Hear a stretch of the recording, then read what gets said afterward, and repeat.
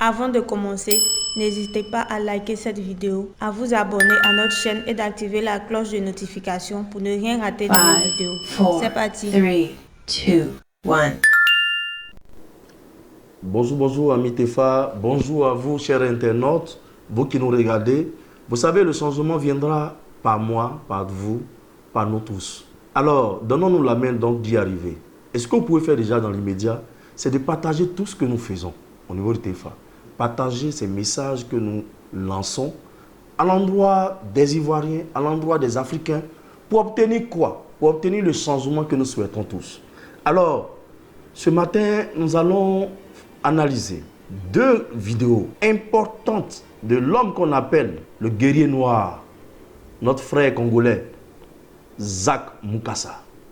Ce monsieur qui est un éveilleur de conscience ne parle pas seulement à l'homme, mais il parle à la conscience de l'homme.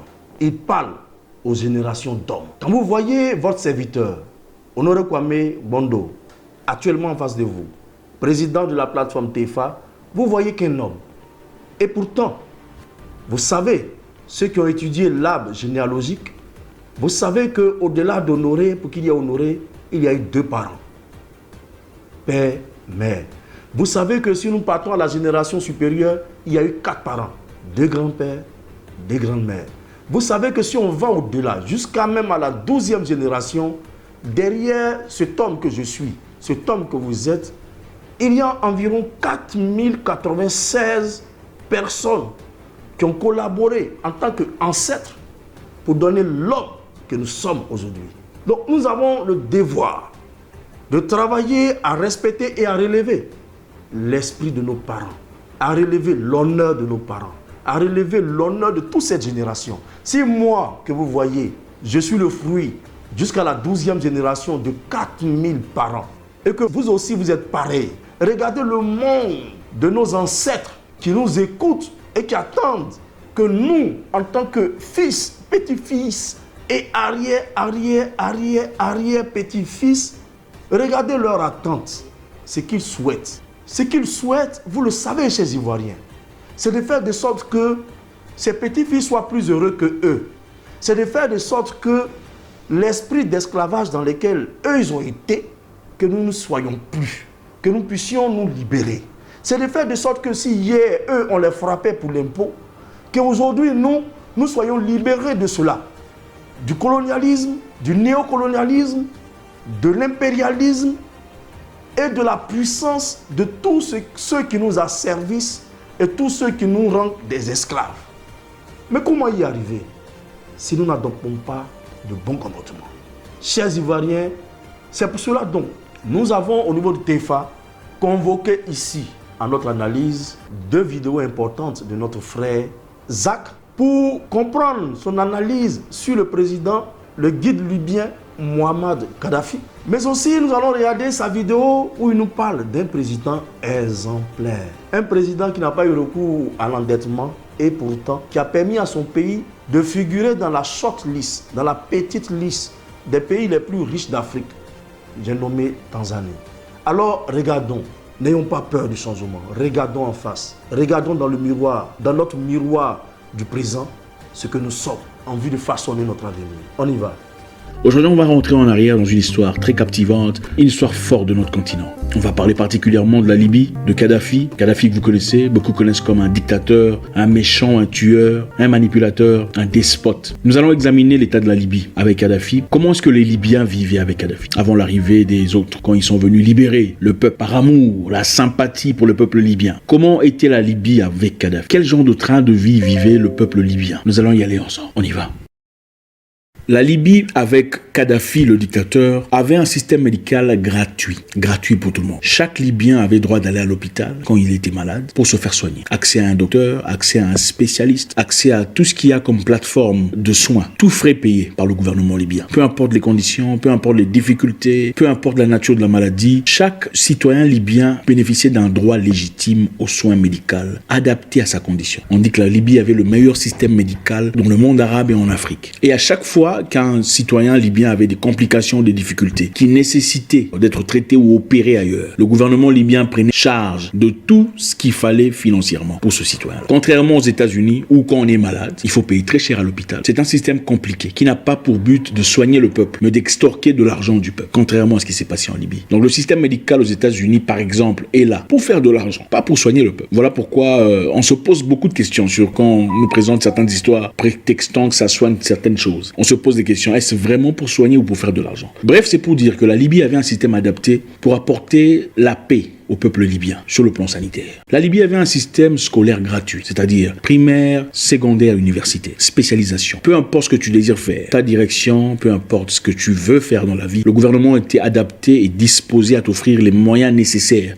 pour y aboutir. Donc l'école gratuite, l'université gratuite, tout ce que tu veux faire, pilotage, ingénierat, médecine, peu importe ce que tu veux, c'était gratuit. Avec le dictateur Kadhafi. Contrairement en Europe, en Angleterre, aux États-Unis surtout, là où on paye des dizaines de milliers de dollars pour un programme universitaire, quelquefois d'1 an ou de 3 ans, jusqu'à 100 000 dollars. Beaucoup de personnes aux États-Unis aujourd'hui, certains en Angleterre aussi, commencent déjà à travailler, mais doivent beaucoup d'argent à la banque ou au gouvernement. Donc vous travaillez pendant 5 ans, 10 ans pour payer la dette avant de commencer à bénéficier de l'argent qui vous est dû. Est-ce vraiment une liberté ou de l'esclavage? Soyons honnêtes. Pourquoi est-ce que l'éducation scolaire devrait être aussi chère pour un peuple qu'on aime, dans un pays aussi riche? La Libye, contrairement à cela, avait un système gratuit pour tout le monde, pour accorder de l'équilibre à chaque individuel, à chaque partisan, à chaque citoyen libyen.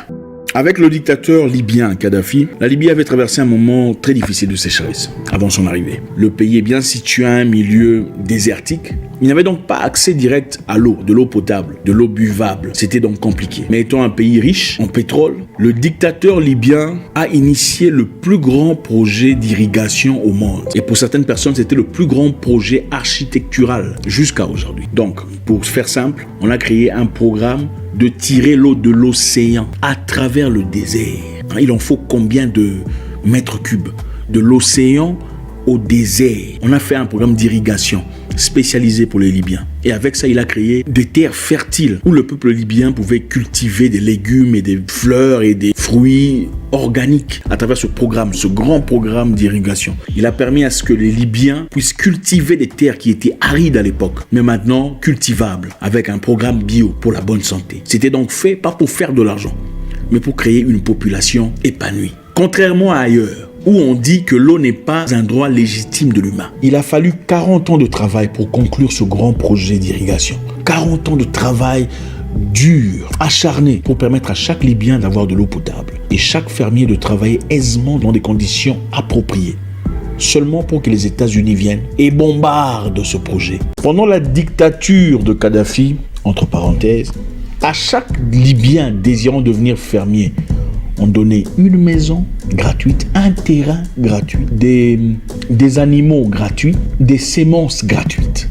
Donc, on donnait tout ce qu'il y a, tout ce qu'il faut pour un fermier de démarrer, de commencer son travail gratuitement. Et on lui accordait un expert pour conseiller, pour le diriger, pour l'aider à voler de ses propres ailes, gratuitement. Et qu'est-ce qu'on demandait en retour? Rien. Qu'il produise simplement de quoi manger à la population. Voilà comment vivait difficilement dans ce régime méchant de Kadhafi, un régime qu'il fallait essentiellement effacer, éradiquer, changer. Contrairement à ailleurs, en Occident, ou d'ailleurs aujourd'hui, on est en train de pousser les peu des fermiers qui restent, les fermiers indépendants, hors du business. Parce que les grandes entreprises veulent prendre le monopole du marché. Ils veulent toutes les fermes, ils veulent être les seuls à produire de quoi manger, ils veulent être les seuls à posséder des grains de semences, des grains qui sont déjà génétiquement modifiés pour vous donner de quoi manger, tel que eux désirent. Donc on veut garder un certain groupe de personnes, une ou deux grandes entreprises pour s'occuper de la nourriture de tout le monde. Une entreprise qui est gérée aussi par qui développent des grains génétiquement modifiés. Et on s'étonne pourquoi les gens meurent de diabète aujourd'hui, des maladies qui étaient presque inexistantes dans le passé, de cœur, de problèmes de tension, de problèmes d'obésité, de changements de comportement causés par la nutrition. Les Libyens ne vivaient pas dans ces conditions-là. La nourriture libyenne était bio. C'était la spécification. Et on ne demandait pas d'intérêt. Aujourd'hui, on n'a même pas le droit, aux États-Unis, dans beaucoup d'États, si vous plantez vos tomates, on vient vous arrêter. Vous plantez vos tomates dans votre jardin, bio. Si on découvre, on vient vous arrêter. C'est ça la liberté. Continuons notre histoire avec notre dictateur libyen.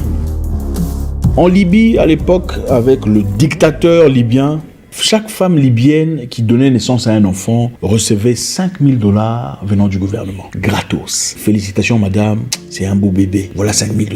Comme ça. Pourquoi? Comme ça. Parce qu'il y avait assez de richesse pour tout le monde. Assez de pétrole pour prendre soin de tout le monde. En plus de ça, on ne payait pas le taxe. Beaucoup de gens, surtout aux États-Unis, souffrent du taxe. Aux États-Unis, en effet, quand on atteint un certain niveau, on commence à on vous taxe jusqu'à 45% de vos revenus. Beaucoup de gens que vous voyez là, 5 millions de $. Mais en effet, il a payé 2 500 000 $. Donc, il compte même pas. On le paye 5 millions de $. 2 500 000 et part déjà chez machin. Pour n'avoir rien fait. En Libye, ils n'étaient pas sujets à cette forme d'esclavage non justifiée. Voilà ce qu'était la vie avec le dictateur libyen. John Pombe Magufuli. En 5 ans de pouvoir, il n'a pas effectué un seul voyage en dehors de son pays allant en Europe. En 5 ans de pouvoir, pas un seul voyage pour aller en Europe, pour aller voir des investisseurs. Il n'a pas fait tout ça là.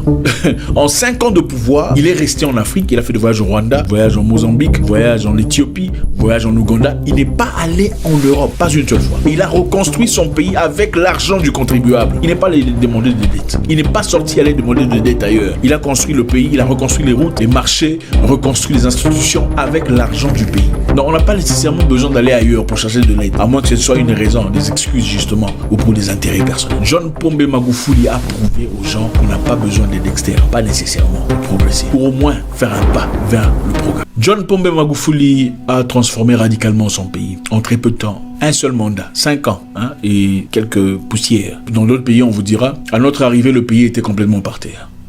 Donc on a besoin de 20 ans, si pas plus. Il n'avait pas besoin de tout ça.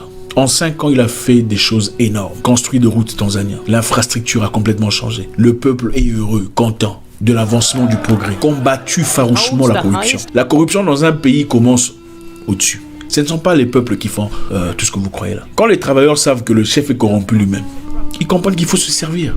Mais quand ils savent que quand on est corrompu, on va en prison, on subit des conséquences, on est mis à nu, on est ridiculisé, comme on le fait dans un pays de l'Afrique de l'Est, les gens commencent à changer. Le leader détermine la direction du peuple.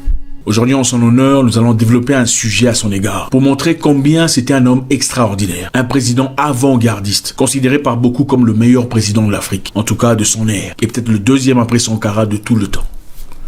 On va voir dans quelques éléments qu'est-ce qui particularise ou particularisait John Pombe Magufuli. Pourquoi était-il extraordinaire? On y va. En 2015, John Pombe Magufuli, le président tanzanien, l'ex-président tanzanien, entre au pouvoir. Et on organise une fête annuelle, la fête de l'indépendance, que vous connaissez certainement chez vous aussi. La fête que les Africains ont chaque année pour célébrer leur indépendance, entre parenthèses. Une indépendance inexistante. Bref. Pour organiser la fête de l'indépendance, il fallait dépenser beaucoup d'argent. Pour faire la fête, évidemment. Et John Pombe Magufuli dit niet. Il n'y aura pas de fête.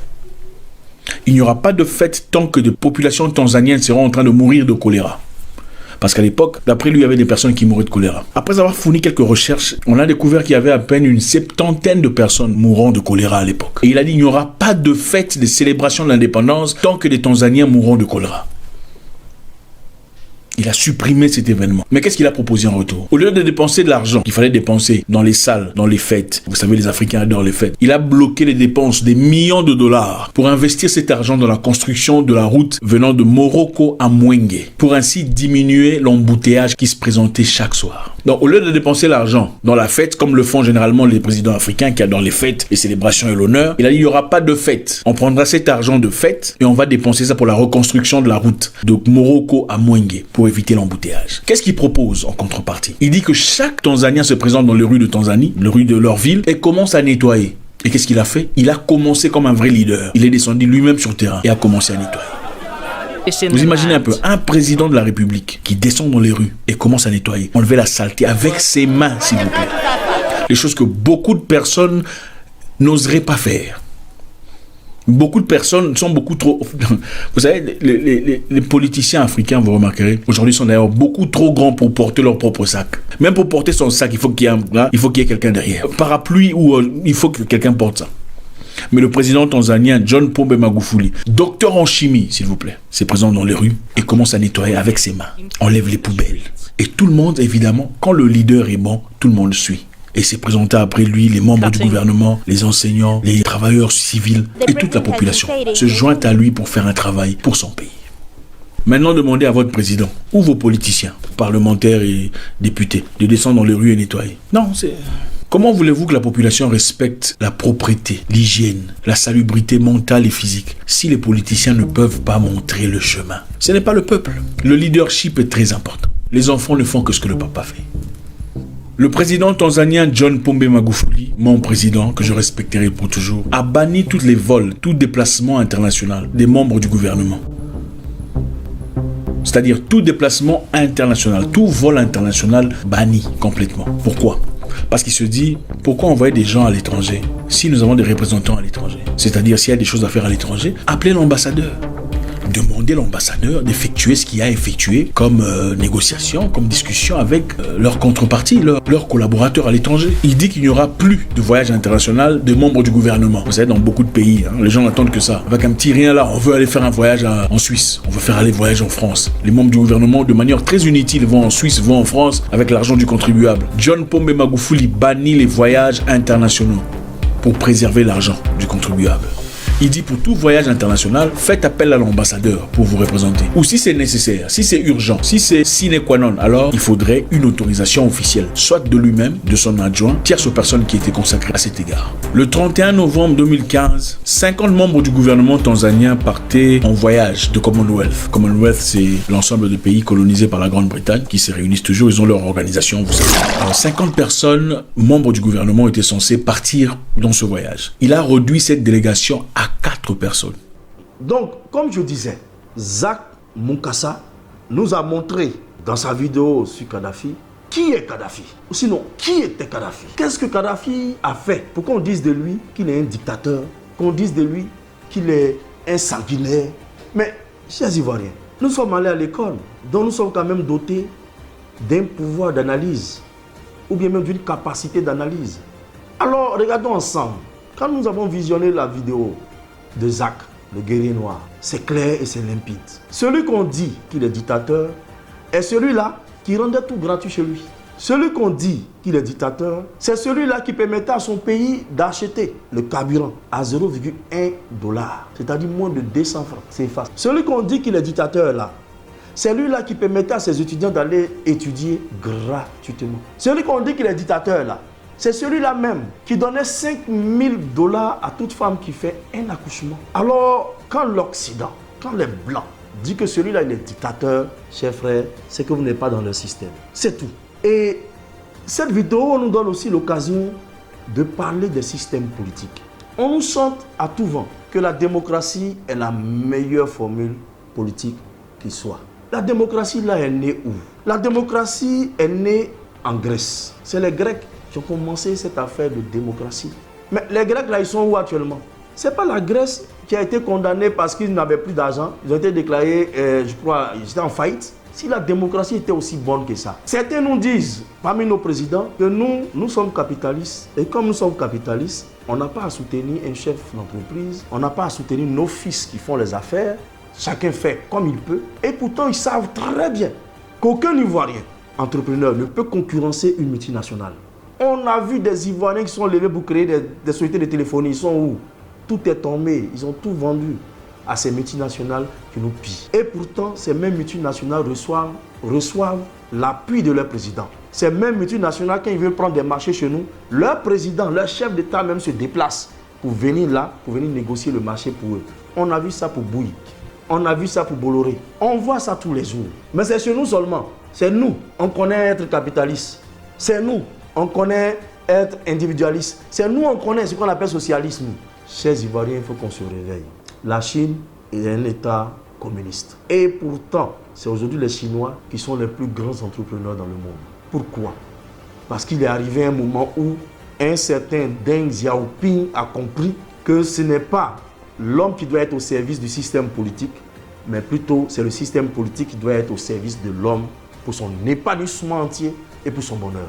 Il arrivait un moment où un certain Deng Xiaoping, président de la Chine, a compris que le communisme dessert son peuple et qu'il faille ouvrir pour que les Chinois deviennent des champions dans le monde et transforment tout. Et il a dit dans sa formule que tout le monde connaît, peu importe la couleur du chat, que ce chat-là soit noir, que ce chat-là soit blanc, que ce chat-là soit rouge ou bleu, pourvu que ce chat-là attrape la souris. C'est-à-dire, peu importe ta coloration politique, peu importe le parti politique que tu aurais choisi, peu importe le système politique que vous appliquez, il faut impérativement viser le développement et l'épanouissement de ton peuple. Alors qu'on arrête maintenant de nous dire, nous avons choisi d'être capitalistes. Si c'est un choix, c'est que nous pouvons décider d'en sortir. Vrai ou faux? Ou bien alors si on nous a imposé de laisser mourir nos entrepreneurs, de laisser nos entrepreneurs dans la dette, de ne pas payer, la dette de nos entrepreneurs pour que toutes les entreprises soient fermées au profit des multinationales, qu'on nous le dise clairement. Si ce n'est pas le cas, et que en tant que chef d'État et président, le rôle, c'est celui d'apporter le bonheur à son peuple, alors que les choses changent. Chers Ivoiriens, ce débat-là, poursuivez-le sur les forums, poursuivez-le sur les réseaux sociaux, pour que cela arrive loin. Et que chacun comprenne très clairement que ce n'est pas parce que je suis un socialiste que je réussis. Ce n'est pas parce que je suis capitaliste que je réussis. C'est parce que je suis d'abord ivoirien. C'est parce que je suis d'abord pro-Côte d'Ivoire. C'est parce que d'abord j'ai le souci et la volonté de faire le bonheur de mon peuple qu'on va arriver au développement. Sinon, le reste, ce n'est que de la théorie. Et nous voulons du pragmatisme. C'est pour cela qu'au TEFA, nous interpellons les uns et les autres à adopter ce qu'on a appelé la VNC, la vision nationale commune. Si nous n'avons pas de bonne vision, nous, au TEFA, on sait une bonne vision. La VNC pour changer les choses. La VNC pour une prospérité démocratisée. La VNC pour des Ivoiriens demain, chefs de multinationales dans le monde entier. Et cette idée-là, nous la portons, nous la déposons sur la table de réflexion de tous. Voilà. Le deuxième exemple que je voulais expliquer, la deuxième vidéo de notre frère Zach, le guerrier noir, parle d'un exemple, d'un modèle de chef d'État qui passe à rigueur, sans avoir recours au FMI, sans avoir recours à la Banque mondiale, sans prendre crédit. Là où nous on a 17 000 milliards de crédit, sans prendre crédit, a réussi à développer son pays, mais aussi a réussi à classer son pays parmi les 10 pays les plus riches d'Afrique. Vous avez vu dans la vidéo de Zach. Or donc, c'est possible. Or donc, c'est possible de compter sur soi et de faire de son pays un pays qui compte en Afrique. Or donc, c'est possible de faire de sorte que ses ressortissants deviennent prospères. Ah, ça on ne savait pas. Nous, les pays francophones, on ne savait pas. Nous, la Côte d'Ivoire, on ne savait pas. Mais donc, réveillons-nous. Nous, au TEFA, on a cessé de le dire que la Côte d'Ivoire est trop riche pour continuer de s'endetter et endetter nos progénitures. Nous, au TEFA, nous avons dit que si la VNC est appliquée, la Côte d'Ivoire peut réaliser un PIB qui va tourner autour de 200 000 milliards de francs CFA. Voilà. Nous avons trop de matières premières pour que nous restions toujours à la traîne, en train de nous endetter. Alors, il faut aller au changement, Serge Ivoirien. C'est ce changement-là que nous appelons. C'est ce changement-là qu'il faut appeler depuis 1981 en disant que dans 20 ans, 30 ans, 40 ans, on aura des hommes capables de passer à la transformation de nos matières premières, capables de changer le système économique, capables de nous conduire à l'indépendance économique. Si vous pensez que cela est possible, nous laissons un lien. Inscrivez-vous pour que toi, moi, nous tous, qui sommes des hommes capables d'un changement, capables d'apporter un plus à notre économie, qu'on puisse se retrouver pour changer les choses. Merci et continuez le débat tout en partageant ce que nous faisons pour que ce débat-là, en tout cas, devienne un débat national qui nous apporte le changement que nous souhaitons. Merci et soyez TEFA, soyez VNC.